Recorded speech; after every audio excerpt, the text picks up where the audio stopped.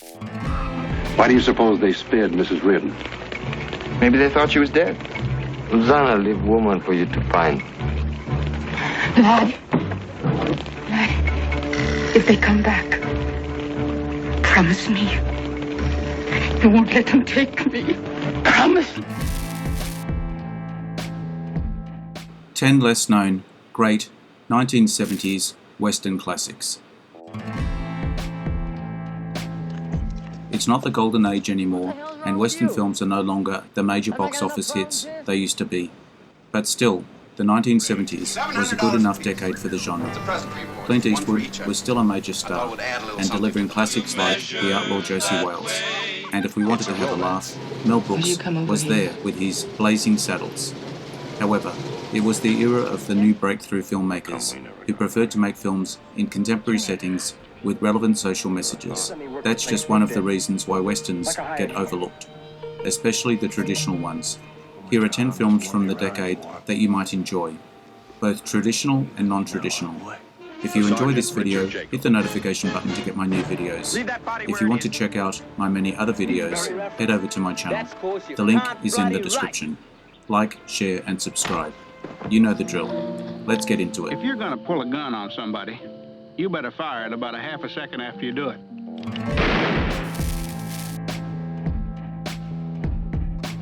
Eagle's Wing, 1979. A white man steals a white Mustang from a Kiowa native, and then the chase begins. A British film that adds its own flavour to Western mythology. It's hard to classify what kind of Western this is. Probably what makes the film so fascinating to watch. The cast, which features Martin Sheen, Sam Waterston and Harvey Keitel, are all excellent. Worth watching for fans of revisionist westerns, and especially to see the cast. Because, for whatever reason, Sheen nor Keitel really didn't get much of a chance to do westerns. The Hunting Party, 1971. After a ruthless, rich rancher's wife is kidnapped, a gang of bandits is wiped out in a bloody massacre. The Wild Bunch was very much successful and still an influential western of the era. It opened the doors for other films of the genre to be violent without fear. That said, this movie is no The Wild Bunch, which is much more character-driven and better choreographed. But for those who love violent westerns, The Hunting Party is a great watch for the very same reason. It's a violent film, even by today's standards, and that's probably why critics were harsh on it. But if you're interested in how gory westerns can get, give this one a watch. Hackman and Candice Bergen later reunited for an excellent western, Bite the Bullet. It don't matter whose wife you are. Your man, Matt? No. This'll do it. 700, 800 yards. You mean to say that we go up against them? Up close, no. But from a distance.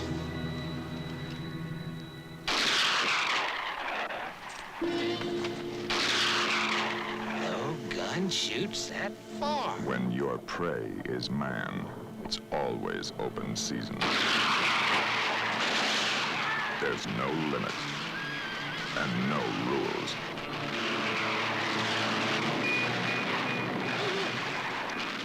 Brad, stop it! Why? They're not game we bagged. Human beings. $100 says that. He can't put. Let's take off a few more now. Let us stay out of sight. Let her go. You get rid of her, I will. Let her go! It doesn't make sense anymore. Malcolm's gonna ride back and find that man. And tell him he can have the woman. Stop it! I'll do whatever you want! A hunt is a contest between the animal with his instincts and the hunter with his determination. You're invited to a party. We'll play the deadliest game of all, hunting 26 men and 1 woman. From Noon Till 3, 1976. Graham Dorsey is on his way to Gladstone City, with Buck Bauer's gang to rob the bank there. However, a nightmare he had makes him a bit uneasy, and he thinks the plan might not work out well, and indeed his horse breaks an ankle. That's why he stays for a few hours with the young widow Amanda Starbuck, who lives alone in an elegant old mansion near Gladstone City.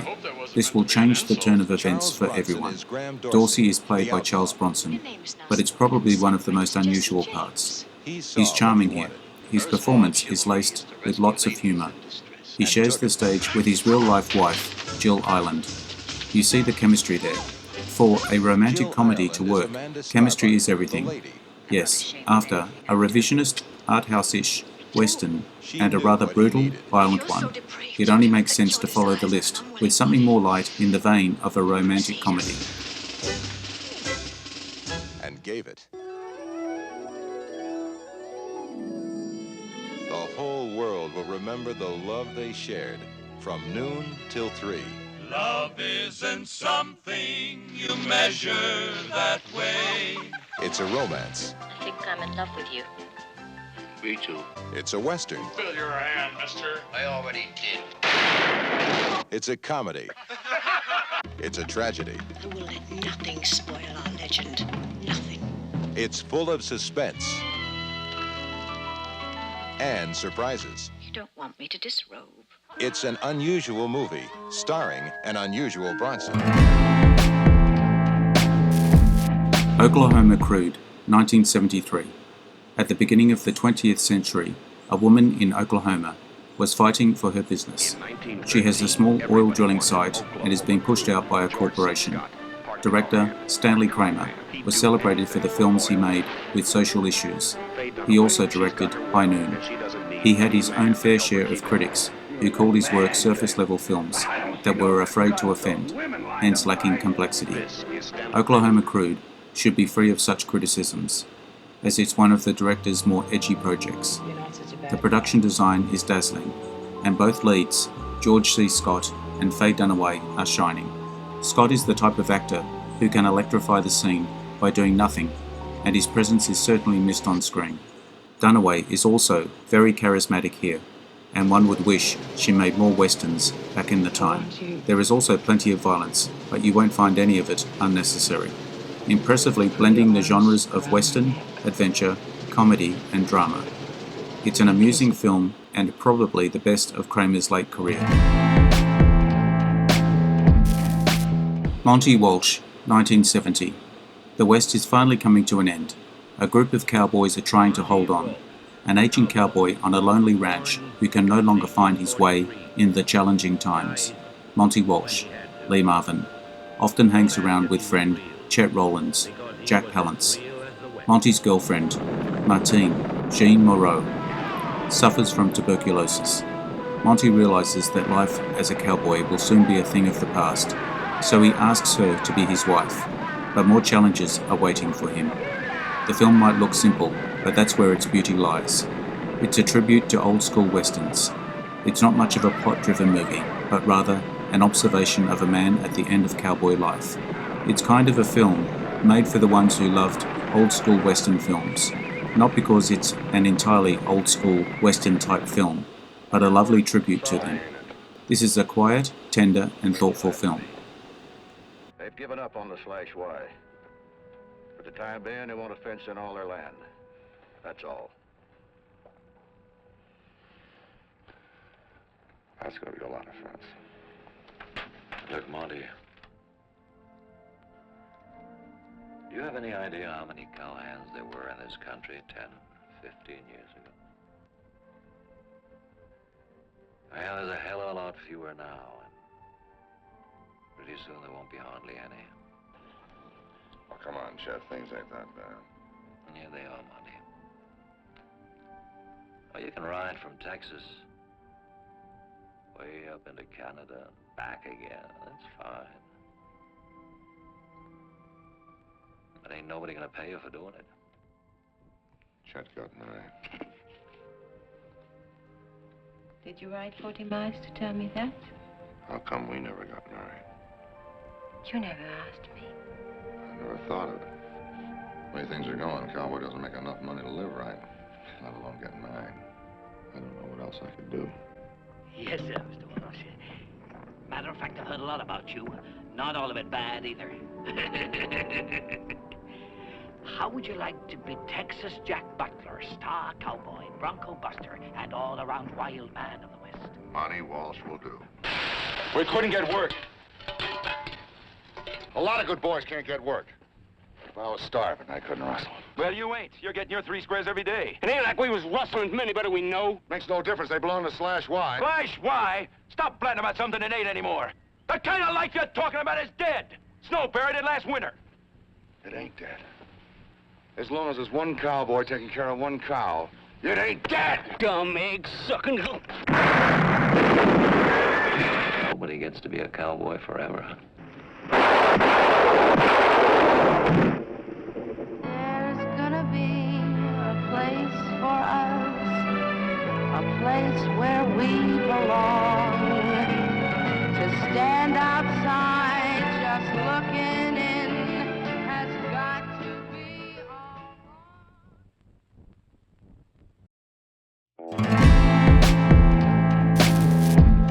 The Hired Hand, 1971. Directed and starred by Peter Fonda. It's not a traditional western, you won't see much action here. It's an emotionally captivating and sensitive movie. The film follows a drifter who drifts from job to job throughout the southwest US, who returns to his abandoned wife after 7 years. He'll have to make a decision. The acting is terrific, especially Vera Bloom as the vulnerable wife. This is a subtle and poetic film which won't appeal to the fans of typical westerns, but if you're open to more challenging, more unusual films of the genre, this one is a great watch.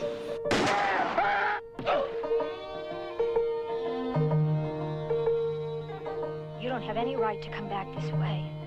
You think I can't send you away, think you're still married to me, but that ain't so. She knows her father is dead. I don't want you saying no different.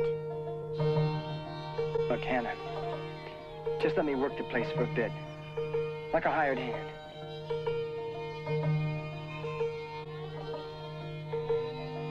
Said she slept with the hired help.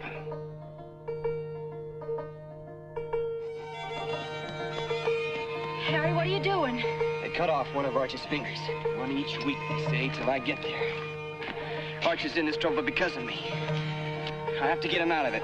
Now, when that's done, I'll be back. Give me a gun. Kill him. I'll kill him. Where's Harris? He's here. Joe Kidd, 1972.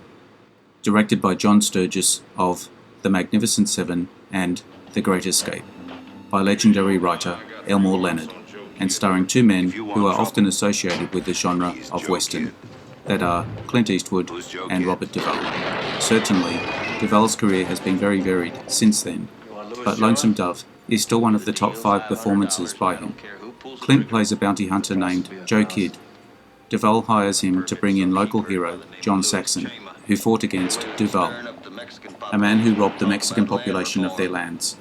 Surprisingly, this is probably the least known Clint Western of the era, and of course, it's not among the masterpieces of the genre he was in, but certainly deserves more recognition than it received. You let me know, huh, boy? Kid, you're fired. Take his gun, Mingo. These people are looking for trouble. Harlan, Lamar, Elma, Chama, Helen, Mingo. And the trouble they're looking for is Joe Kidd.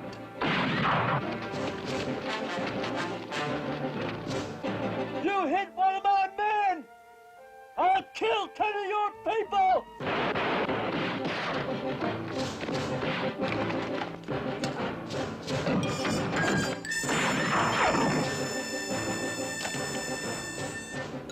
Straight up or draped over the saddle, either one.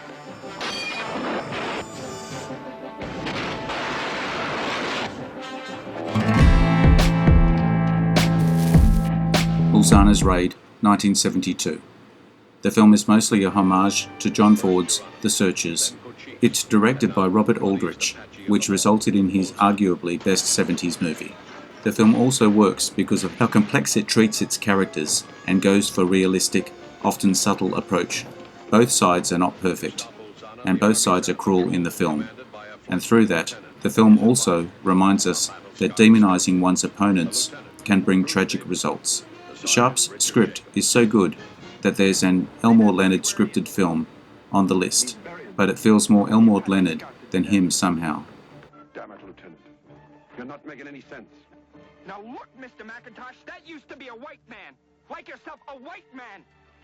Cut her loose. She's not dead. Why do you suppose they spared Mrs. Reardon?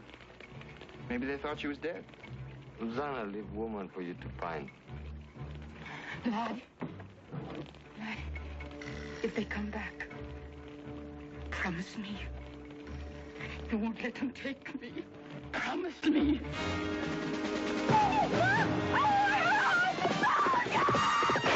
Yeah, boy! Come on, boy, jump!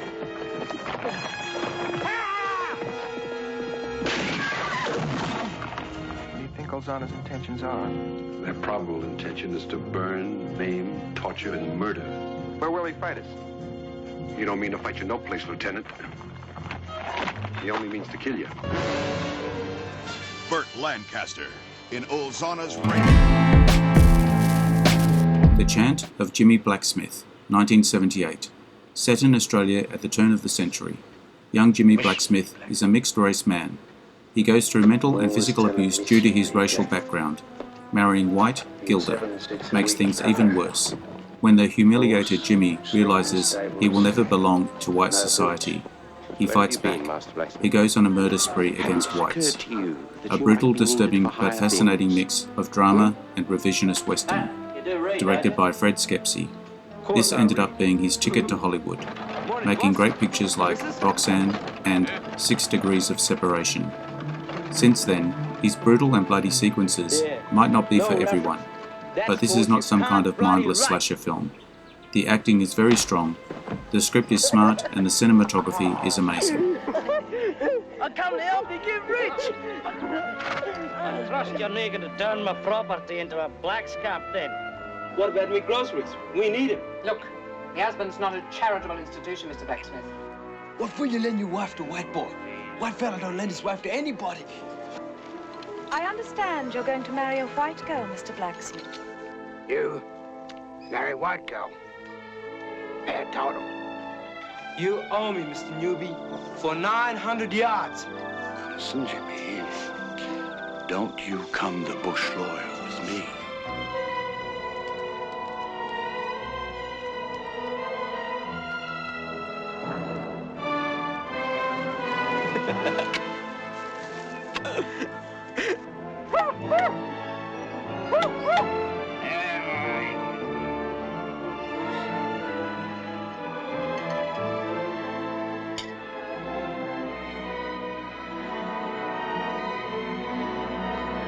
Have you seen my Palgrave? You'll only lose that child of yours if you stay with the blacks. Believe you've got a real, genuine white. Jesus, you're a fussy bloody black. Black bastards. The chant of Jimmy Blacksmith is the chant of the underdog. That's what I've done. Declared war! Bad Company. Jeff Bridges is a perfect fit for the Western genre. From the much underrated Hearts of the West to True Grit, great here once again, as is Barry Brown. Brown plays Drew, who's hiding to not go to war. His parents give him $100 and urge him to go west to avoid being drafted into the army. What makes the movie so special is how authentic it feels. It feels very original, and even though the story seems simple, it has a lot to say. It also has terrific production design, something that often lacks in modern-day westerns. There's also a much-needed humour injected into several sequences, and it's pretty amazing they balance the tone between light and dark about a half a themes. second after you do it. Because most men ain't as patient as I am. $10 for the lot of you. What do you say? It's your last chance to get poontang. You make that $8, you're on, honey. Oh, you can cut that down a bit, Jake. I ain't interested. God almighty. He's saving her for his wedding day, I bet. Oh, honey, don't do that. Well, you just don't get it, do you? Right, look it. I made myself a promise about staying on the good side of life. Now, is that all right with you, Jake? You really do come from good stock, don't you? They do it just the same as the other kind. I ain't got no money, you know that. Well, then you lose, don't you?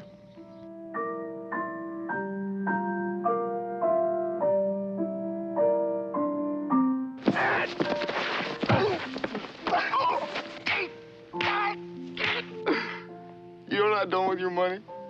What? I spent it on whores. I want to see a man drop. Thanks for your time today. I hope you enjoyed the video. I appreciate likes, shares, and subscribers. Drop me your comments. I am Wrangler. Bye for now. Jake and Drew. They're the best of friends and the worst of enemies.